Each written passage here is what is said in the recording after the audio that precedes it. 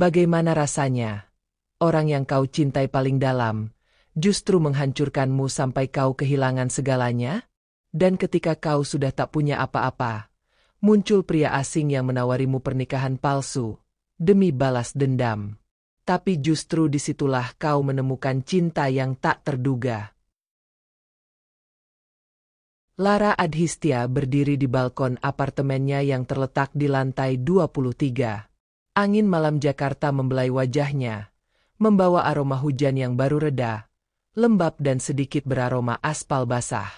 Rambut hitam panjangnya berkibar pelan, menyapu bahu gaun sutranya yang berwarna merah marun, seolah menambah aura elegan yang selalu mengelilinginya kemanapun ia melangkah. Matanya yang tajam namun lembut memandang lampu-lampu kota yang berkedip-kedip bagai lautan bintang, seolah menertawakan betapa kecilnya manusia di tengah gelapnya dunia. Dalam hatinya, Lara sering merasa dirinya hidup di puncak dunia. Segala hal berjalan sesuai keinginannya. Karirnya melejit tanpa hambatan. Ia baru saja diangkat menjadi direktur pemasaran di perusahaan ayahnya, Adhistia Group, konglomerasi properti ternama di Indonesia. Namanya tertera di banyak majalah bisnis, sering dijuluki Young Inspiring Leader. Tiap kalimat orang yang menyebut namanya selalu disertai kekaguman, dan mungkin sedikit rasa iri yang tak pernah benar-benar terucap. Tetapi hidup Lara tak hanya soal kerja keras. Ia juga memiliki Raihan Wijaya, seorang pria yang selalu berhasil membuatnya merasa aman, dihargai, dan dicintai. Raihan adalah general manager di salah satu anak perusahaan Adhistia Group. Wajahnya tegas, matanya tajam tapi sering menghangat ketika menatap Lara. Dengan tinggi tubuh hampir 185 cm, bahu bidang, dan cara berpakaian yang rapi, Raihan memang tipe pria yang mudah membuat wanita jatuh hati. Bahkan media menjuluki mereka power couple yang sempurna, pasangan muda, kaya, dan berkuasa. Malam itu, di balkon yang diterangi lampu temaram, Lara memeluk Raihan erat. Suara kota terdengar samar, hanya menjadi latar bagi detik-detik penuh keintiman mereka. Raihan mengusap pipinya lembut, jemarinya yang dingin menyentuh kulitnya hingga membuat jantung Lara berdegup lebih cepat. Kemudian Raihan membisikkan kata-kata manis, penuh keyakinan dan keseriusan, sambil menyelipkan sebuah cincin berlian di jari manis Lara. Aku berjanji akan selalu melindungimu, Ra. Kita akan bangun kerajaan bisnis bersama. Kita akan jadi pasangan yang diingat orang sampai puluhan tahun ke depan. Lara tersenyum, senyum yang tulus, yang hanya dimiliki wanita yang sedang jatuh cinta tanpa syarat. Hatinya melayang, seolah tak ada yang bisa merusak kebahagiaan ini. Namun, jauh di sudut hatinya yang terdalam, ada suara kecil yang berbisik pelan, suara yang nyaris tak terdengar. Hati-hati. Tak semua orang tulus. Tapi ia menepisnya cepat-cepat. Hidupnya terlalu indah, terlalu sempurna, untuk dicemari rasa curiga. Lara selalu percaya bahwa cinta adalah pondasi segalanya. Ia bahkan sering berhayal tentang masa depannya bersama Raihan. Rumah besar berarsitektur modern, anak-anak yang berlarian di taman, dan perjalanan bisnis berdua ke berbagai belahan dunia. Semua tampak mungkin. Semua tampak nyata. Ia sama sekali tak menyadari bahwa dunia yang dibangunnya dengan susah payah, berdiri di atas pasir rapuh. Dan malam itu, di balkon apartemen tinggi itu, Lara merasa menjadi wanita paling beruntung di dunia. Belum tahu bahwa sebentar lagi, semua yang ia cintai akan direnggut darinya. Pagi itu, Jakarta terik sekali. Matahari memercik cahaya keemasan di atas gedung-gedung tinggi, memantul di kaca-kaca pencakar langit. Lara bangun lebih awal. Hatinya ringan. Hari ini ia ingin memberi Raihan kejutan kecil, membawakannya makan siang kesukaan mereka berdua, nasi campur seafood dari restoran yang dulu sering mereka datangi saat masih sama-sama meniti karir. Dengan hati penuh semangat, Lara memilih baju paling cantik, blus sutra putih yang memberi kesan elegan, dipadukan rok pensil warna navy. Ia merias wajahnya tipis, hanya menambahkan lipstik merah muda. Senyum tak pernah lepas dari bibirnya saat ia memasukkan kotak makan ke dalam tas. Hari ini, ia ingin menjadi kekasih sekaligus calon istri yang penuh perhatian. Ia tidak tahu bahwa sebentar lagi, hatinya akan hancur berkeping-keping. Lift menuruni lantai demi lantai dengan suara berdentang lembut. Lara memandangi pantulan dirinya di pintu lift. Wajahnya bersinar. Matanya berbinar. Ia bahkan berlatih kalimat romantis di kepalanya, membayangkan wajah Rayhan terkejut dan bahagia melihat makan siang buatan Lara. Lara tiba di kantor. Senyum ramah ia tebar pada para karyawan yang menyapanya dengan penuh hormat. Begitu sampai di lantai tempat Rayhan bekerja, langkahnya makin cepat. Hatinya berdebar, penuh antusias. Ia bahkan menahan napas sebelum membuka pintu ruang Rayhan. Ia ingin kejutan ini sempurna. Namun begitu pintu terbuka, dunia Lara seakan runtuh. Rayhan tengah mencium seorang wanita. Bukan ciuman biasa. Ciuman mereka penuh gairah. Tangan Rayhan menggenggam pinggang si wanita erat. Bibirnya menindih bibir sang perempuan seolah menahan rasa rindu yang lama terpendam. Kotak makan siang di tangan Lara terjatuh. Terdengar suara plastik pecah. Namun Rayhan belum melepaskan ciumannya. Perlahan Rayhan membuka mata dan membeku ketika menatap Lara berdiri di ambang pintu. Perempuan yang dicium Rayhan menoleh. Saskia. Sahabat Lara. Sahabat yang sudah menemaninya sejak SMA. Sahabat yang selama ini sering menangis di pundak Lara. Curhat soal betapa susahnya hidupnya, soal pacar-pacarnya yang selalu mengkhianati. Mata Saskia berkilat. Senyumnya muncul perlahan. Senyum yang tidak pernah Lara lihat sebelumnya. Dingin, licik, senyum milik seorang pengkhianat. Sudah saatnya kau tahu, Lar, kata Saskia, suaranya penuh kemenangan. Rayhan dan aku sudah lama bersama. Dia bersamamu hanya demi perusahaanmu. Semua ini hanyalah permainan. Lara terdiam. Kepalanya pusing. Suara orang-orang di luar ruangan terasa menjauh. Matanya memandangi Rayhan yang kini terlihat seperti orang asing. Suara Saskia terus berdengung di kepalanya, seolah jarum-jarum menusuk dadanya. Rayhan menarik napas panjang, seolah bersiap mengucapkan kalimat yang sudah lama dia simpan. Wajahnya berubah dingin, tak lagi penuh cinta seperti lelaki yang melamarnya semalam di balkon. Aku muak pura-pura jadi tunanganmu, Ra. Kau hanya batu loncatan. Semua usahamu, semua bisnis keluargamu, akan jadi milikku. Mata Lara berkaca-kaca. Hatinya hancur. Setiap kata Rayhan seperti cambuk yang mencabik-cabik harga dirinya. Air matanya jatuh, membasahi pipinya.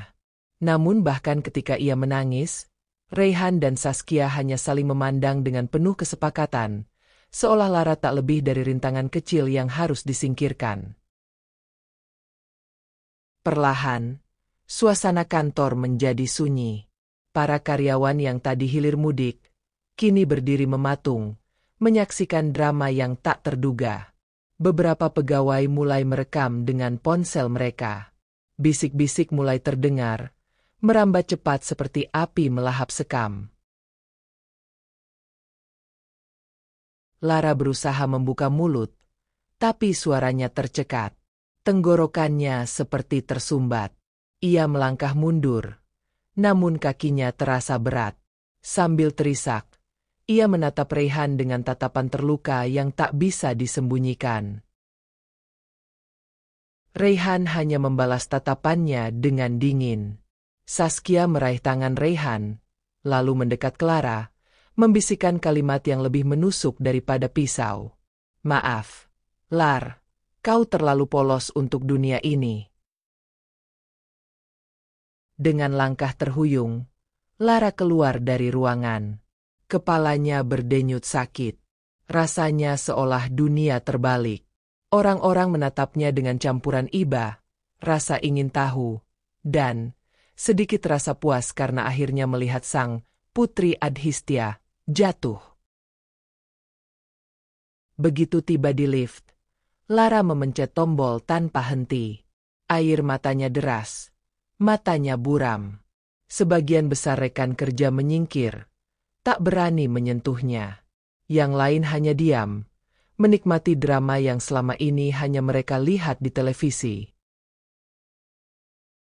Tak ada yang mengira, dalam hitungan detik, Lara kehilangan cinta, harga diri, dan rasa percaya. Ia merasa kosong, seolah tubuhnya berjalan tanpa jiwa. Namun jauh di lubuk hatinya, mulai tumbuh bara kecil.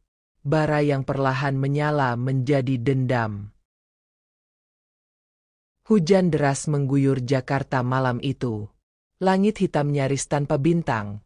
Hanya lampu mobil yang membelah jalanan basah, memantul seperti ribuan serpihan kaca. Lara duduk sendirian di halte bus yang sepi. Rambutnya basah, wajahnya pucat, bajunya menempel di tubuhnya seperti kain perca. Sudah 3 minggu berlalu sejak pengkhianatan itu. 3 minggu yang terasa seperti 3 tahun. 3 minggu penuh berita miring di media, rumor kejam, dan panggilan telepon yang hanya berisi caci maki. Semua orang yang dulu mengelilinginya kini menghilang. Rekan-rekan bisnis menutup pintu. Wartawan mengepung rumahnya. Lara kehilangan lebih dari sekadar Raihan. Ia kehilangan reputasi, kepercayaan orang-orang, bahkan nama baik keluarganya. Raihan dan Saskia bersekongkol memalsukan laporan keuangan Adhistia Group. Dalam waktu singkat, para investor menarik modal, harga saham anjlok, dan perusahaan ayahnya hampir kolaps. Yang paling menyakitkan, ayah Lara terbaring di rumah sakit. Stroke mendadak menyerangnya setelah membaca berita skandal putrinya di televisi. Ibunya hanya bisa menangis di sudut kamar rumah sakit. Wajahnya yang dulu cerah kini penuh kerut kekhawatiran. Lara mencoba membela diri. Ia mendatangi pengacara, membantah semua tuduhan. Tapi buktinya terlalu kuat.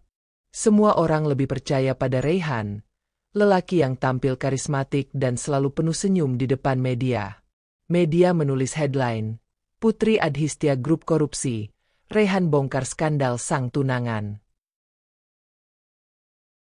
Beberapa wartawan menguntit Lara kemanapun ia pergi. Ada yang memotret diam-diam saat ia keluar dari rumah sakit. Ada pula yang memaki-makinya di jalan. Seolah semua kesalahan dunia kini ditimpakan ke pundaknya. Apartemennya yang mewah kini kosong. Bank menyita semuanya. Barang-barangnya dilelang. Baju-baju mahal, sepatu berderet, bahkan foto-foto masa bahagia bersama Raihan kini lenyap.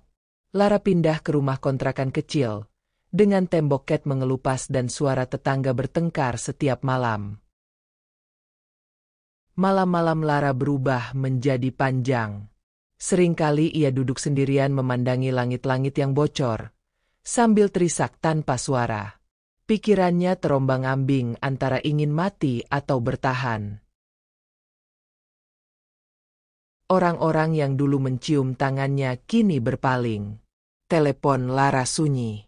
Rekan bisnis, sahabat-sahabat sosialita, bahkan kerabat jauh mendadak hilang tanpa jejak. Beberapa hanya mengirim pesan singkat.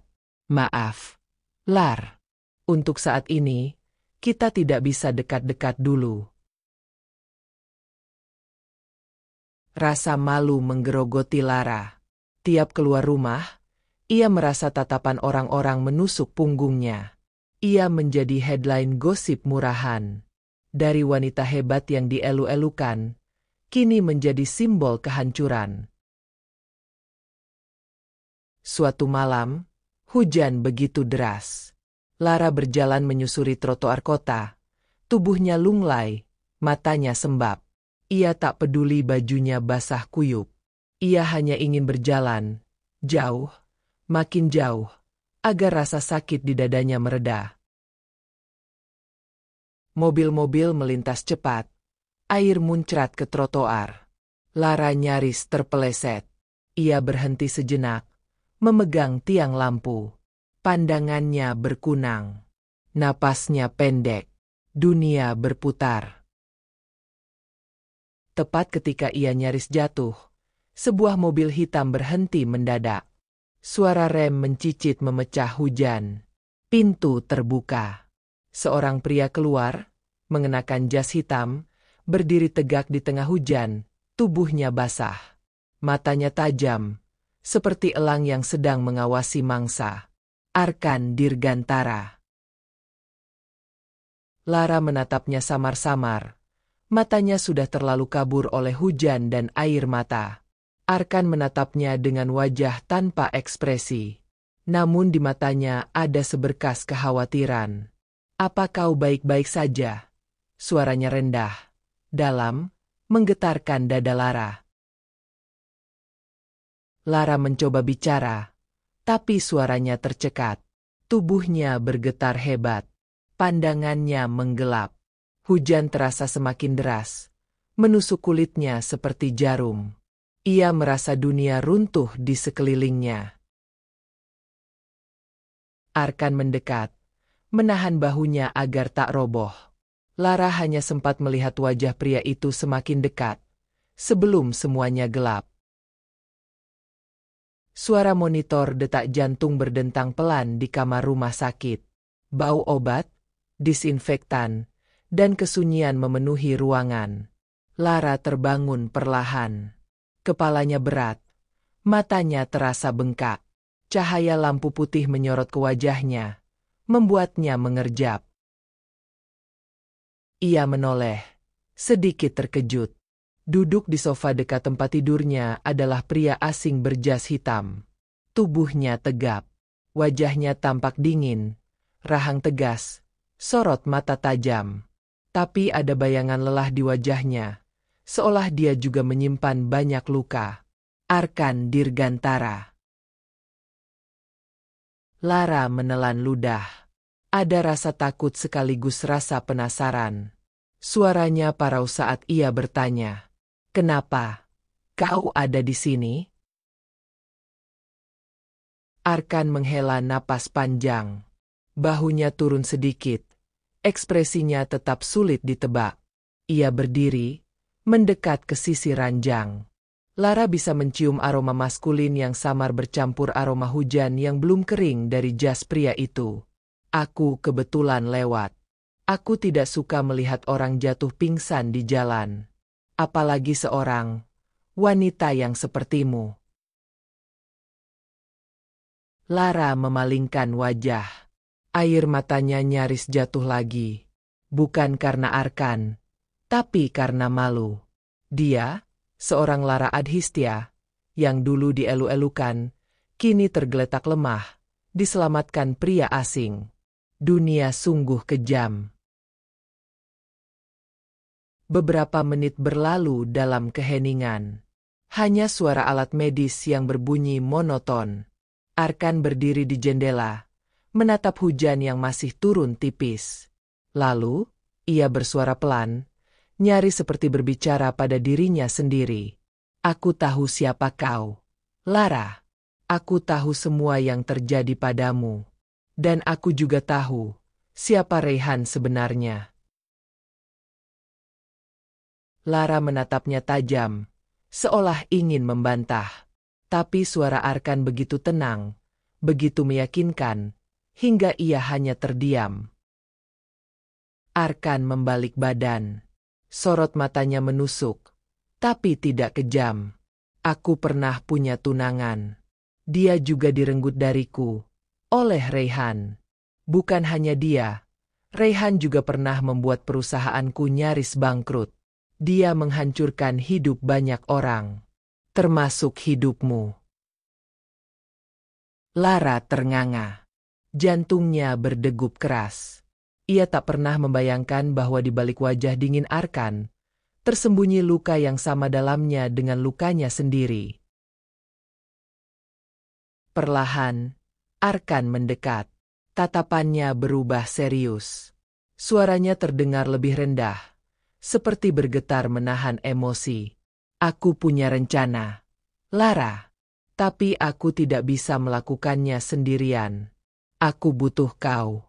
Kau juga butuhku. Kau ingin membalas Raihan, kan? Lara terdiam lama.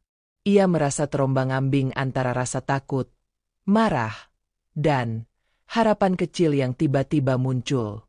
Suaranya gemetar saat akhirnya ia bersuara. Arkan duduk di tepi ranjang. Ia menatap mata Lara tanpa berkedip. Tatapan yang tajam sekaligus lembut. Menikah denganku. Bukan pernikahan sungguhan. Pernikahan kontrak. Dengan status sebagai istriku, kau akan punya nama besar lagi. Kau bisa berdiri di level Raihan, bahkan lebih tinggi.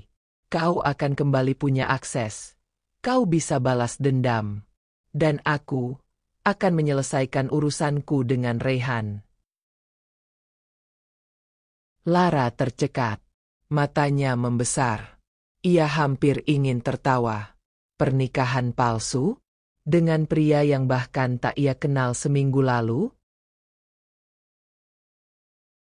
Arkan melanjutkan, nada suaranya penuh keyakinan. Aku punya pengaruh. Kau butuh kekuatan itu. Dan aku butuhmu untuk menghancurkan Raihan dari sisi yang tak bisa kusentuh sendiri. Ini bukan hanya soal uang, Lara. Ini soal harga diri. Dan soal balas dendam. Lara memalingkan wajah, menatap langit-langit rumah sakit. Tangannya gemetar.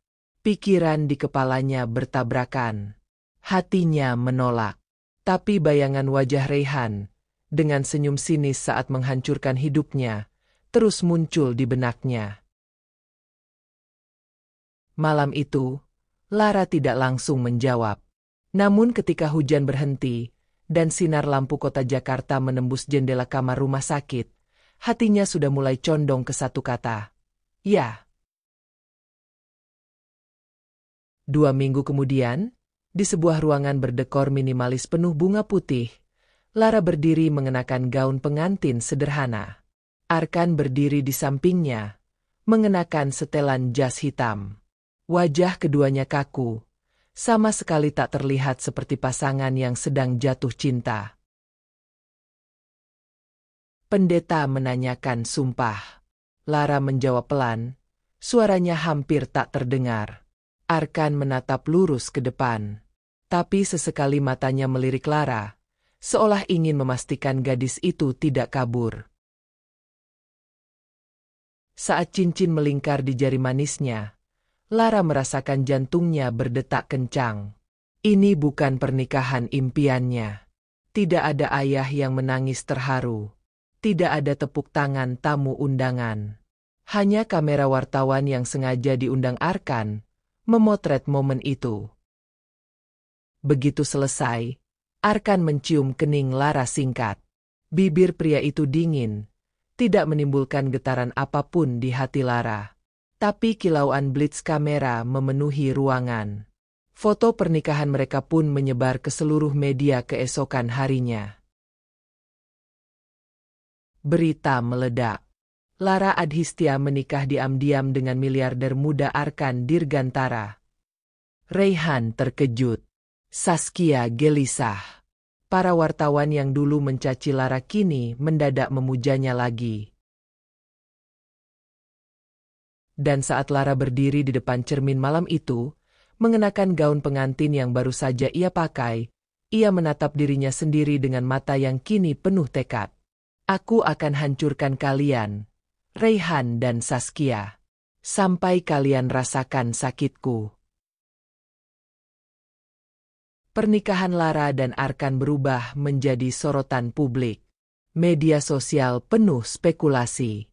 Foto-foto mereka tersebar di mana-mana, menampilkan mereka seolah pasangan sempurna. Tapi hanya Lara dan Arkan yang tahu kebenaran di balik senyum mereka di depan kamera. Semua hanyalah sandiwara. Sejak hari itu, hidup Lara berubah drastis. Ia kembali masuk ke dunia bisnis, muncul di rapat-rapat penting, mengenakan setelan mahal, rambut disanggul rapi. Setiap kali melangkah, orang-orang memandangnya dengan kagum dan sedikit takut. Namanya kembali harum. Namun hatinya masih berlumuran luka. Awalnya, Lara dan Arkan tinggal di penthouse mewah milik Arkan. Penthouse itu luas, dengan jendela kaca setinggi dinding yang menghadap kerlap-kerlip Jakarta. Tapi ruangan terasa dingin. Mereka tinggal bersama, tapi seolah terpisah jarak berkilometer. Lara duduk di ruang makan setiap pagi, memandangi kopi di cangkir putih porselen. Arkan duduk di seberangnya, membaca dokumen. Tak ada obrolan hangat, hanya suara detik jam di dinding. Hingga suatu malam, Lara terbangun. Ia mendengar suara samar dari balkon. Saat ia mendekat, dilihatnya Arkan berdiri sendirian, menatap lampu-lampu kota. Wajahnya tenggelam dalam bayangan, hanya sebagian terkena cahaya lampu balkon. Lara melihat rahang pria itu mengeras, matanya sayu. Perlahan, Lara melangkah mendekat. Suaranya gemetar. Arkan, kenapa kau masih terjaga? Arkan menoleh cepat, seperti baru tersadar. Sorot matanya sedikit kaget. Lalu ia menunduk. Suaranya berat. Aku hanya berpikir. Lara menatapnya lama. Dadanya terasa sesak. Entah kenapa, di balik semua kebohongan ini, ia mulai melihat sisi lain Arkan. Sisi seorang pria yang sebenarnya kesepian. Ia memberanikan diri berdiri di sebelah Arkan, merasakan dinginnya angin malam. Hujan rintik masih turun tipis, membasahi kaca balkon. Aku juga sering terjaga malam-malam, memikirkan Raihan. Betapa bodohnya aku, menaruh seluruh hidupku padanya. Dan dia malah menghancurkanku. Arkan terdiam. Pandangannya lurus ke kejauhan. Tapi kemudian ia berbisik pelan, seolah tak ingin suaranya didengar siapapun. Kau tidak bodoh, Lara. Kau hanya terlalu percaya. Sama seperti aku dulu. Malam itu menjadi awal perubahan. Sejak percakapan di balkon, Arkan mulai sedikit membuka diri. Sesekali ia tersenyum, meski tipis. Kadang, saat Lara menangis, Arkan hanya diam, tapi selalu mengulurkan tangannya untuk mengusap pundaknya. Suatu pagi, Lara dan Arkan menghadiri gala dinner di sebuah hotel mewah. Mereka berjalan beriringan di karpet merah. Wartawan berebut memotret. Arkan meraih tangan Lara, menggenggamnya erat di depan semua orang. Lara terkejut. Sentuhan itu terasa sungguhan, bukan akting. Wajah Arkan memancarkan sorot mata yang tidak pernah ia lihat sebelumnya. Ada rasa hangat, ada rasa memiliki. Di ballroom, Raihan muncul tiba-tiba, mengenakan setelan hitam, tersenyum sinis. Lara merasakan seluruh darahnya mendidih. Raihan berjalan mendekat, berhenti hanya beberapa langkah dari Arkan. Lara, kau kelihatan cantik malam ini. Tapi apa kau benar-benar bahagia? Atau cuma main sandiwara dengan pria ini? Lara terhenyak. Untuk beberapa detik, ia merasa Raihan hampir berhasil menjebol tembok rapuh yang susah payah ia bangun.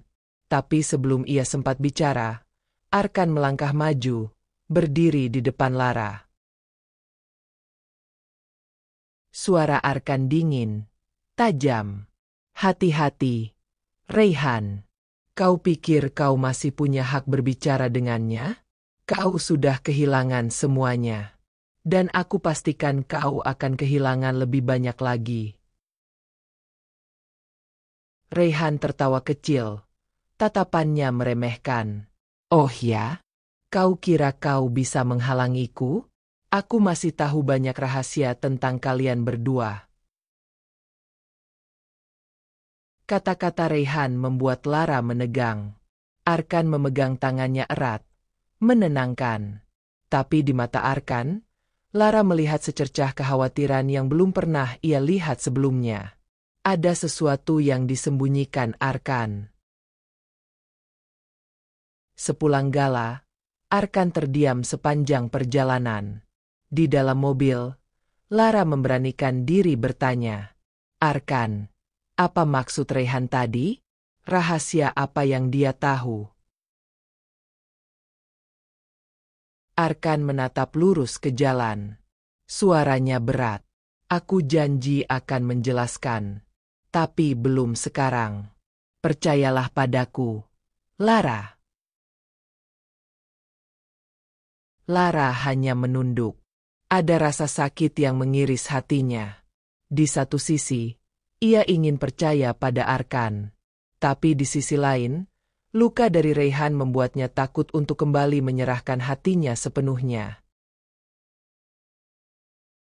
Malam itu, saat Lara terlelap di kamarnya, Arkan berdiri di pintu, menatapnya lama. Dalam sorot matanya, terlihat keraguan yang dalam. Seolah pria itu sedang berperang dengan dirinya sendiri. Perlahan, ia berbisik begitu pelan hingga nyaris tak terdengar. Aku harap kau bisa memaafkanku, ketika kau tahu kebenaran. Malam itu, hujan turun deras. Petir menyambar langit Jakarta, seolah menandai bahwa sesuatu yang besar sedang mendekat. Di penthouse mewah Arkan, Lara duduk di sofa, menatap layar laptop di depannya. Matanya merah, penuh amarah dan rasa sakit yang belum terbalas. Di layar, deretan angka dan dokumen mengalir. Data-data korupsi Raihan dan Saskia, aliran dana gelap, laporan palsu yang pernah digunakan untuk menjebak Lara. Semua kini ada di tangan Lara. Buktilah yang ia tunggu selama ini. Arkan berdiri di belakangnya, kedua tangan disilangkan di dada. Wajahnya tegang. Ia menatap layar yang sama, napasnya dalam. Ini waktumu, Lara. Hancurkan mereka. Lara menatap layar, lalu mengalihkan pandangan ke Arkan. Ada air mata yang menggantung di pelupuk matanya. Aku takut, Arkan. Bagaimana kalau semua ini malah membuatku terlihat dendam? Bagaimana kalau aku dihancurkan lagi? Arkan mendekat. Tangannya mengusap pipi Lara. Suaranya rendah, menenangkan. Kau hanya mengambil kembali hidupmu. Tidak ada yang salah. Kau sudah cukup menderita. Keesokan harinya, Hotel Bintang 5 di pusat kota dipenuhi para pebisnis, investor, wartawan, dan tamu penting. Gala tahunan bisnis itu menjadi pusat perhatian. Di panggung, lampu sorot menari, menyoroti tirai bludru merah yang masih tertutup. Lara melangkah naik ke panggung, mengenakan gaun hitam panjang dengan potongan elegan. Rambutnya disanggul tinggi, wajahnya tegas. Seluruh ruangan terdiam saat ia berdiri di podium. Suaranya bergetar sedikit saat membuka mulut. Malam ini, aku akan menceritakan kisahku.